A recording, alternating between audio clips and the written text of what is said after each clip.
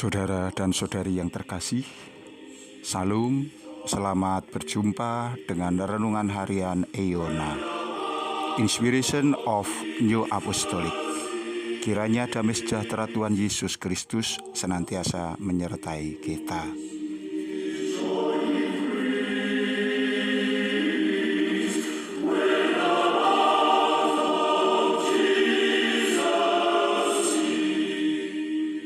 Kembali kita akan merasakan firman Tuhan yang telah kita terima di dalam kebaktian pada hari Rabu tanggal 29 Maret tahun 2023. Kita ingin menyelami firman ini agar firman dapat tinggal di dalam hati pikiran kita dan dapat berkontribusi untuk kita dapat menjalani hidup bersesuaian dengan apa yang menjadi kehendak Tuhan. Firman diambilkan dari 1 Yohanes pasal 1 ayat 3. Apa yang telah kami lihat dan yang kami dengar itu, kami beritakan kepada kamu juga, supaya kamu pun beroleh persekutuan dengan kami. Dan persekutuan kami adalah persekutuan dengan Bapa dan dengan anaknya Yesus Kristus.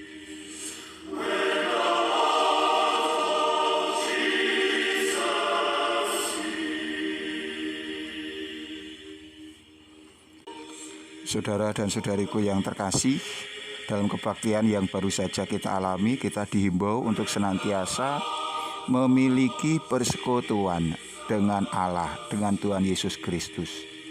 Ini senantiasa harus kita upayakan, karena kita tahu kita tidak lagi dapat melihat Tuhan Yesus dengan bertatap muka. Untuk memudahkan hal ini, Tuhan memberikan sebuah sarana, di mana Tuhan mengutus para rasul. Para rasul inilah yang ditugaskan oleh Tuhan untuk bekerja sampai kepada akhir zaman. Maka sangat relevan apa yang ditulis oleh penulis surat Yohanes dengan mengatakan bahwa kita hendaknya dapat membangun sebuah persekutuan dengan para rasul. Dinyatakan di sana apa yang telah kami lihat dan yang kami dengar itu kami beritakan kepada kamu juga, supaya kamu pun beroleh persekutuan dengan kami. Jadi para rasul itu pada dasarnya tidak berbicara atas dirinya sendiri, melainkan apa yang mereka lihat, apa yang mereka dengar, yaitu berdasarkan pengajaran Tuhan Yesus Kristus. Kini kita akan belajar bagaimana hendaknya memaknai perintah ini untuk kita bersekutu dengan para rasul.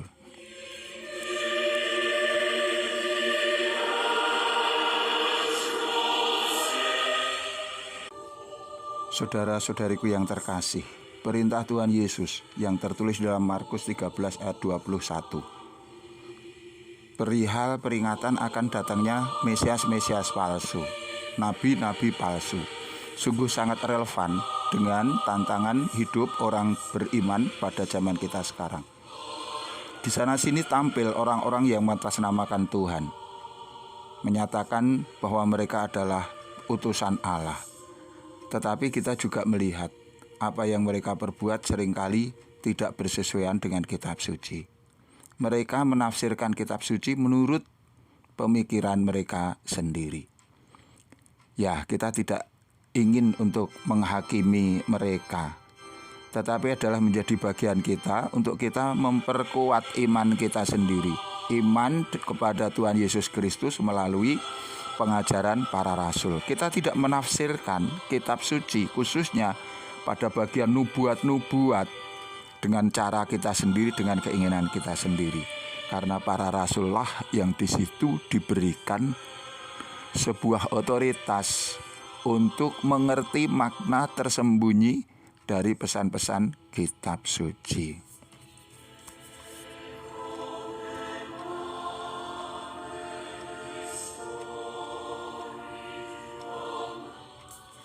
Maka kini menjadi jelas bagi kita, apabila kita ingin membina persekutuan dengan Allah, dengan Tuhan Yesus Kristus, cara yang paling mungkin adalah dengan kita mengikuti pengajaran para rasul. Mari kita lihat aspek-aspek apa saja dari pengajaran para rasul yang hendaknya kita ingat, kita perhatikan. Ada 5 aspek. Yang pertama, para rasul mengajarkan bahwa titik pusat kitab suci adalah senantiasa Tuhan Yesus Kristus. Tuhan Yesus Kristuslah titik pusat kitab suci. Ini mengandung makna.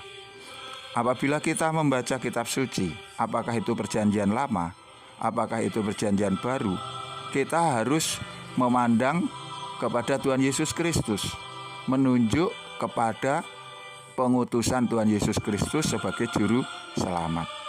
Kitab perjanjian lama memang ditulis sebelum Tuhan Yesus, tetapi di sana memuat nubuat-nubuat tentang rencana keselamatan Allah di dalam diri Tuhan Yesus Kristus.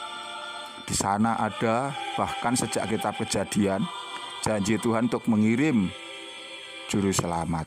Di dalam kitab Mazmur, meskipun itu merupakan sebuah syair lagu, sebuah puisi, di sana juga berisi banyak sekali nubuat-nubuat tentang kedatangan Tuhan Yesus Kristus. Di dalam kitab Yesaya, di dalam kitab Daniel, dan banyak lagi yang lainnya. Apalagi dalam kitab Perjanjian Baru, keempat Injil menuliskan Tuhan Yesus Kristus, dari pelayanannya, dari kesengsaraannya, kematiannya, kebangkitannya, kenaikannya ke surga, dan janji-janji akan kedatangannya kembali. Apalagi kalau kita melihat kitab Wahyu, nubuat yang menggambarkan tentang rencana keselamatan Allah tidak lepas dari Tuhan Yesus Kristus.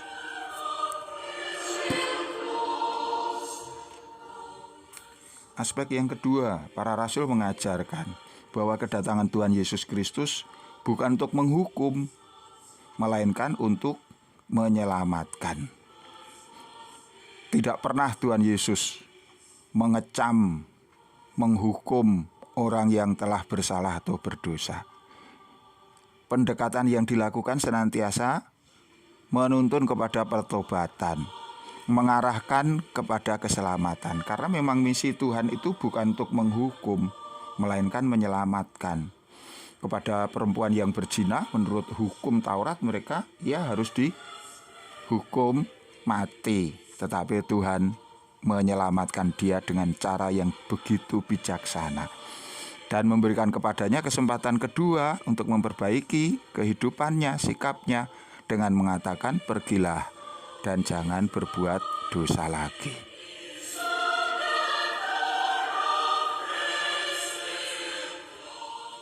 Aspek pengajaran Rasul yang ketiga. Rasul senantiasa mengajarkan sebagaimana Tuhan Yesus katakan, kerajaan Allah bukan berasal dari dunia ini. Banyak orang mengikut Yesus, tetapi tujuannya adalah hanya untuk kesejahteraan jasmani, kesejahteraan duniawi. Mereka akan kecewa. Sebagaimana orang-orang Yahudi pada waktu itu yang mengharapkan Tuhan untuk menjadi raja, agar mereka dapat lepas dari kemiskinan, agar mereka dapat memulihkan kerajaan Israel dengan kejayaannya. Tetapi ketika Tuhan mengatakan kerajaanku bukan dari dunia ini, mereka berbalik melawan Tuhan. Kalau kita ke gereja, marilah prioritas kita adalah keselamatan jiwa, kedamaian, dan juga untuk kita meraih berkat-berkat Allah. Kita memang diperkenankan untuk meminta, memohon apapun kepada Allah, tetapi itu bukanlah prioritas iman. Kita tidak ingin tergiur dengan khotbah-khotbah kemakmuran yang di situ menjanjikan orang untuk dapat lunas dari hutang-hutangnya, orang dapat sembuh dari penyakitnya dan lain sebagainya di latar depan. Kita tetap menjadi prioritas, yang menjadi prioritas kita adalah keselamatan jiwa kita.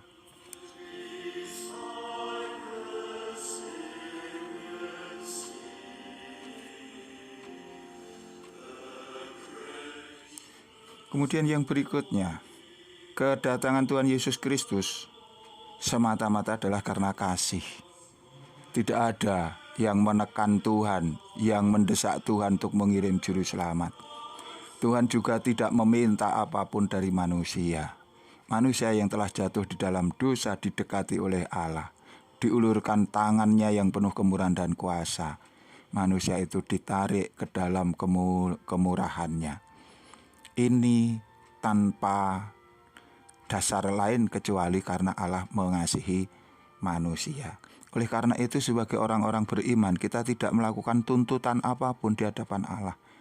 Dengan mengatakan, lihatlah ya Tuhan, aku telah berbakti kepadamu, engkau harus memberkati aku. Tidak. Lihatlah Tuhan, aku telah setia kepadamu, aku senantiasa berdoa, aku berkorban. Engkau harus membuat hidupku lebih sejahtera. Tidak.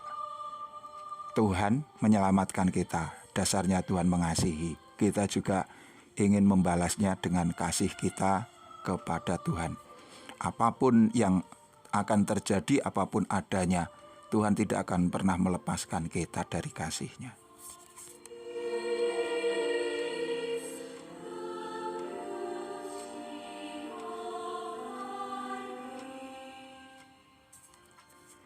Kemudian aspek berikutnya, yang kelima, kelahiran baru adalah mutlak penting untuk orang dapat ambil bagian di dalam persekutuan dengan Allah. Kelahiran kembali dengan air dan roh. Ini mengangkat manusia dari jurang maut. Cengkeraman iblis yang menjadikan manusia itu tawanan, kini dilepaskan melalui kurban Tuhan Yesus Kristus. Mereka yang percaya beriman kemudian dibaptis, menerima kemeterian kudus. Di sanalah jiwa itu kemudian ditarik ke dalam persekutuan. Ia menjadi bagian dari tubuh Kristus, ia menjadi bagian dari gereja Kristus. Kepadanya diberikan masa depan. Oleh karena itu, mereka kemudian berhak atas perjamuan kudus sebagai bentuk persekutuan dengan saudara-saudari, persekutuan dengan gerejanya, persekutuan juga dengan Tuhan.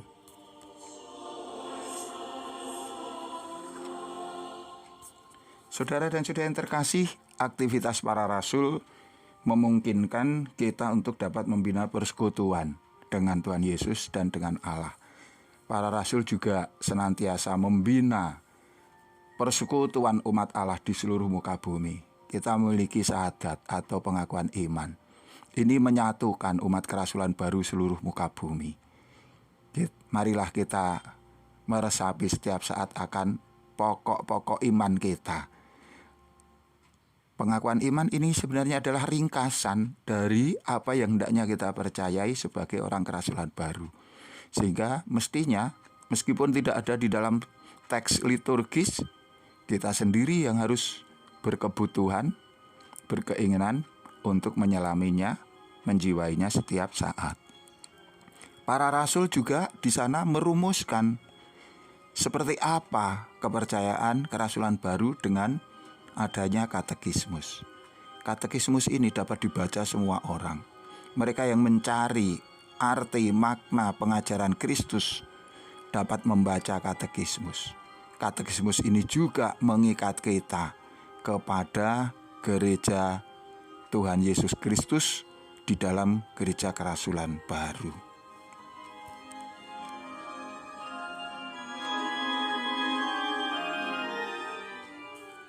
Ya, kini kita yakin bahwa persekutuan dengan Allah, dengan Tuhan Yesus Kristus akan senantiasa menjadi kuat melalui pekerjaan para rasul dan senantiasa itu di bawah penyertaan Roh Kudus.